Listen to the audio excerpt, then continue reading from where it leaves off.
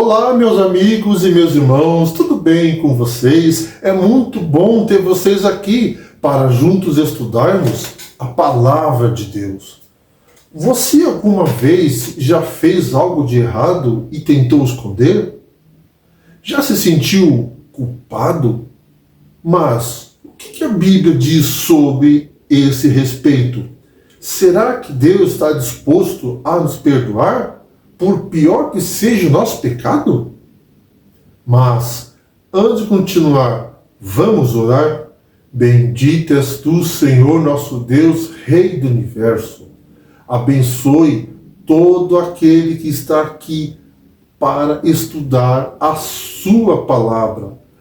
Abra nossas mentes, envie seu Espírito Santo, é o que pedimos, em nome de Jesus. Amém. Os governantes da Ásia Ocidental geralmente iniciavam suas campanhas militares na primavera. O inverno era inadequado para a guerra por causa do frio e da chuva. Além disso, nessa época do ano, as estradas ficavam praticamente intransitáveis e não havia muito suprimento de comida à disposição. Vamos ler 2 Samuel 11, verso 1.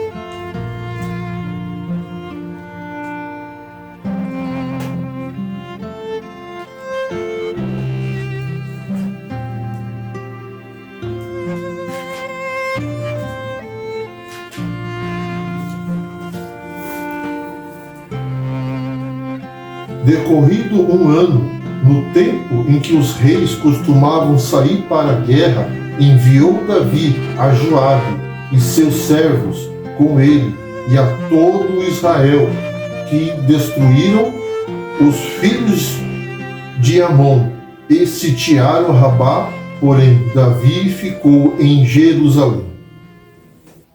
Davi estava então no auge de seu poder. Seus inimigos por todos os lados estavam reduzidos à submissão. Os assírios sofreram uma derrota esmagadora, mas os amonitas ainda conservavam seu poder. Mas em pouco tempo, estes também seriam completamente subjugados. Cercado pelos frutos da vitória, recebendo honras e aclamações de seu próprio povo e das nações ao redor, Davi estava levando uma vida tranquila e cômoda. A grandeza de seu sucesso o expôs ao seu maior perigo. Satanás escolheu este momento para trazer sobre o rei de Israel uma tentação que devia causar-lhe profunda humilhação e desgraça. O pecado não compensa, oferece um momento de prazer e entrega uma vida inteira de desgosto. Promete liberdade e escraviza, promete vida e mata. O pecado sempre vai levar você mais longe do que você gostaria de ir. Sempre vai reter você mais tempo do que gostaria de ficar. Sempre vai lhe custar um preço mais caro do que gostaria de pagar. O pecado é uma fraude. Sentindo-se forte e seguro contra seus inimigos terrenos, inebriado com sua prosperidade e seu sucesso e sendo objeto de aplausos humanos, foi inteiramente apanhado de surpresa. Vamos ler 2 Samuel 11, verso 2? Uma tarde levantou-se Davi do seu leito e andava passeando no terraço da casa real. Daí viu uma mulher que estava tomando banho. Era ela muito formosa. O eirado do palácio era possivelmente o mais alto que os das casas vizinhas. Permitia uma vista dos quintais dessas casas. Quando surgiu a tentação, Davi não resistiu. Desceu do eirado com a determinação de colocar em prática os maus pensamentos de seu coração. Teria sido melhor se Davi tivesse ido à guerra com Joabe, e o exército de Israel. Sua ociosidade acabou dando oportunidade para a tentação. Então, por que ele fez isso? Tanto os salvos como os não salvos são tentados. Ninguém está livre. Os nossos maus desejos nos tentam e quando a tentação é consumada, ocorre o pecado. A palavra de Deus nos alerta sobre 3 coisas no mundo que precisamos evitar. Primeiro, os maus desejos da natureza humana. Segundo, a vontade de ter o que agrada aos olhos. E terceiro, e o orgulho pelas coisas da vida. Tudo isso não vem do Pai, mas do mundo. 1 João 2, o verso 16. No momento em que Davi viu Betseba tomando banho, ele se deixou levar pelo que agradava aos olhos, a beleza da mulher. Pela natureza humana, desejou-a, e o orgulho de ser rei a fez buscar para possuir. As Escrituras Sagradas nos revelam a universalidade do pecado. A natureza humana é pecaminosa. Vamos ler Eclesiastes 7, verso 20?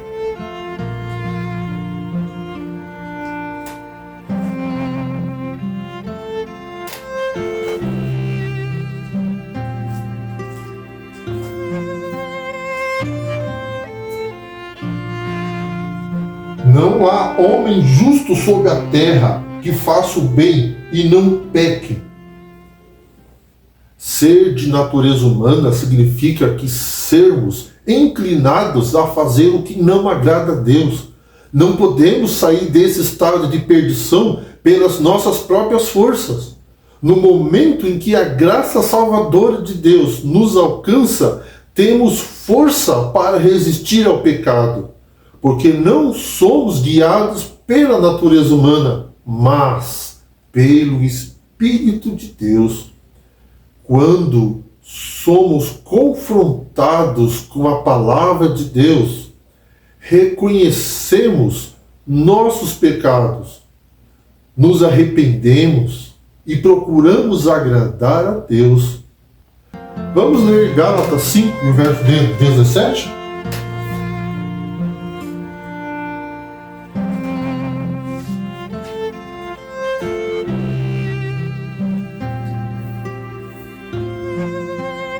Porque a carne milita contra o Espírito, e o Espírito contra a carne, porque são opostos entre si, para que não façais o que porventura seja do vosso querer.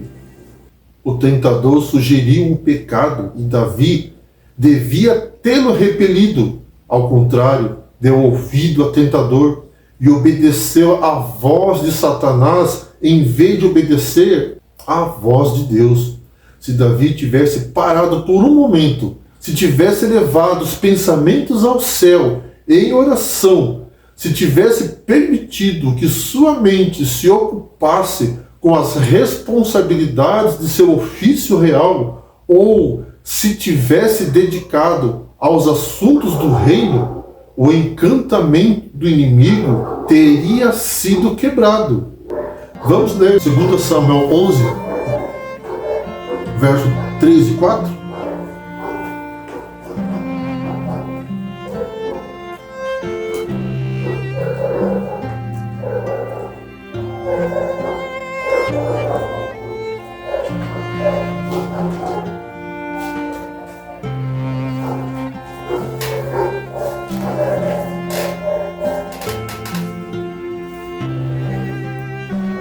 Davi mandou perguntar quem era. Disseram-lhe, é Betseba, filha de Eliã e mulher de Urias, o heteu.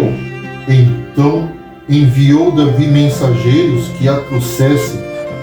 Ela veio, e ele se deitou com ela. Tendo ela purificado de sua imundícia, voltou para sua casa. O pecado de Davi foi especialmente grave porque Betseba era uma mulher casada e seu marido um dos oficiais mais nobres e confiáveis de Davi. Ela era uma mulher bonita e não estava imune à tentação. Deve ter se sentido lisonjeada pelas propostas feitas a ela pelo rei e se entregou a Davi sem resistência alguma. A conduta de Davi, nesse caso, é uma triste ilustração do que uma pessoa piedosa pode se tornar quando abandona Deus, mesmo que seja por um momento. Não é plano de Deus encobrir ou desculpar o pecado, mesmo que este seja cometida pelos mais elevados heróis ou modelos de virtude. A experiência é registrada como uma lição para quem venha a ser tentado. Davi despediu a mulher. Talvez ele pensasse que nunca mais teria que lidar com esse assunto novamente. No entanto, Betseba acabou engravidando. Davi mandou chamar Urias do campo de batalha e tentou fazê-lo ir se deitar com Betseba. Mas Urias se negou, alegando que não poderia se banquetear e se deitar com sua esposa, enquanto a nação de Israel estivesse envolvida numa guerra. Davi chegou até a embriagá-lo, mas Urias não cedeu, segundo Samuel 11, verso 6 até o verso 13. A ideia de Davi era fazer com que Urias pensasse que o filho de Betseba estava esperando era seu. Mas, ao ver que seu plano de engano havia fracassado, Davi tramou algo ainda pior. Ele ordenou a seu comandante do exército, Joabe, que colocasse Urias na frente da linha de batalha, onde o combate estivesse mais violento, para que ele não pudesse escapar. Então, foi assim que o pecado de adultério acabou levando Davi ao pecado de assassinato e planejar covardemente a morte de Urias, segundo Samuel capítulo 11, verso 15 até o 25. Betseba chorou a morte de seu marido, mas, passado o seu período de luto, Davi mandou que ela fosse levada ao palácio para que ele pudesse fazer dela sua esposa.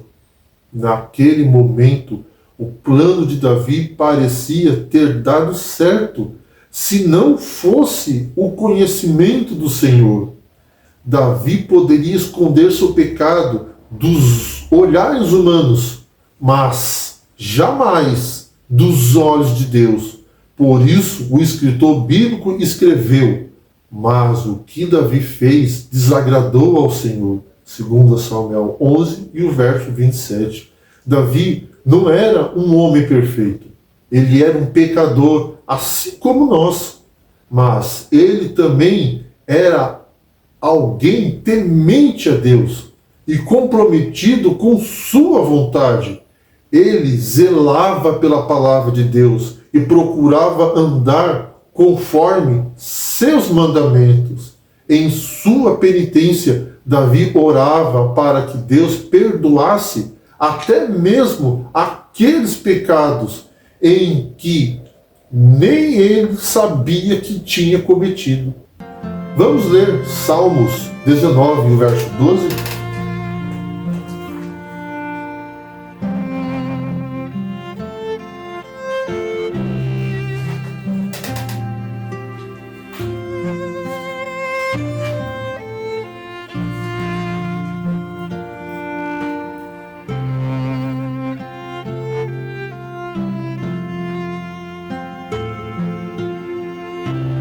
Quem há que possa discernir as próprias faltas?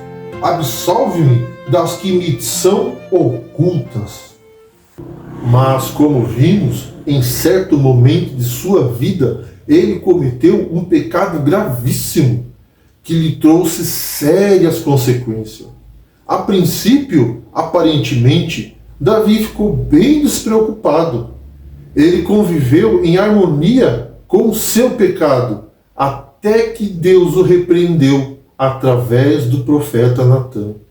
Inclusive, muito sabiamente, o profeta do Senhor tratou com Davi de modo a fazê-lo declarar espontaneamente qual devia ser a punição por seu pecado. Após ouvir uma ilustração sobre um homem rico que se apropriou e matou a única cordeirinha de um homem pobre, Davi ficou irado e disse que aquele homem era digno de morte, segundo Samuel 12 e o verso 5. Ao descobrir aquele homem era uma figura sua, Davi entendeu quão grave havia sido o seu pecado. Ele cometeu adultério, assassinato, abusou do seu poder e agiu de forma corrupta. Davi confessou o seu pecado e se arrependeu profundamente.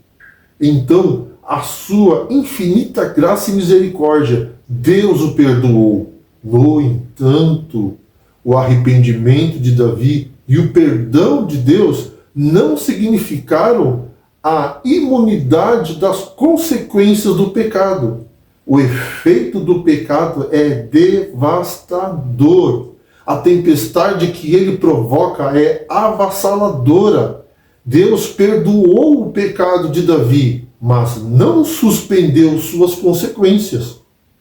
Davi pagou quadruplicamente o que fez com Urias.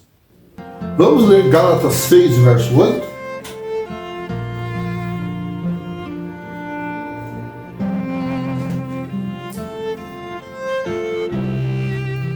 Porque o que semeia para a sua própria carne, da carne colherá corrupção, mas o que semeia para o Espírito, do Espírito colherá vida eterna.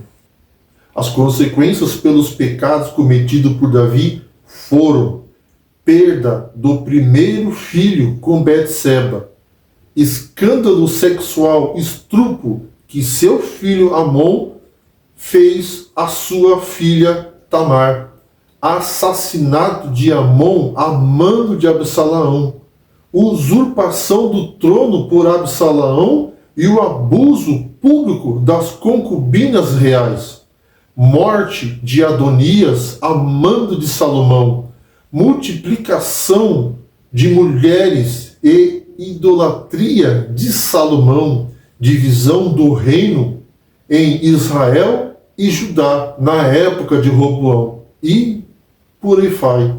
Os reis pecaram muito e estiveram sempre em guerra daí para frente.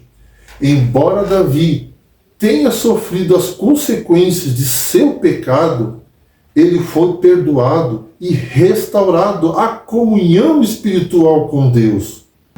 Vamos ler Salmo 32, verso 1 e 2 e 5?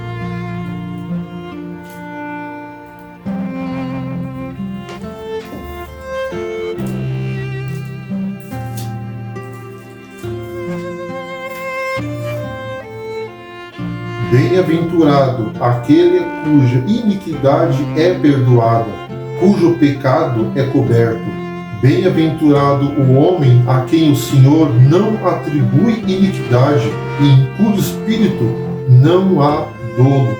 Confessei-te o meu pecado e a minha iniquidade não mais ocultei. Disse, confessarei ao Senhor as minhas transgressões, e tu perdoaste a iniquidade do meu pecado. Davi aceitou a correção divina. Ele se humilhou debaixo da potente mão de Deus, reconheceu sua miséria e buscou a restauração da parte do Senhor. Hoje, Jesus bate à porta do seu coração. Ele te chama e não importa o quão longe você foi, nem o tamanho do seu pecado, devemos reconhecer nossa culpa e clamar a Deus por perdão e purificação e pedir um novo coração e renovar um espírito reto. Jesus está chamando. Não quer você hoje se entregar a Ele e receber o perdão de seus pecados? Vamos orar. Bendito és tu, Senhor nosso Deus, Rei do Universo. Senhor, apaga as nossas transgressões. Queremos entregar nossas vidas a Ti, Senhor. Lava completamente as nossas iniquidades. Purifica do nosso pecado. Cria em cada um de nós, ó Deus, um coração puro. Guie-nos em seus caminhos. É o que pedimos em nome de Jesus. Amém. E que Deus abençoe a cada um de vocês.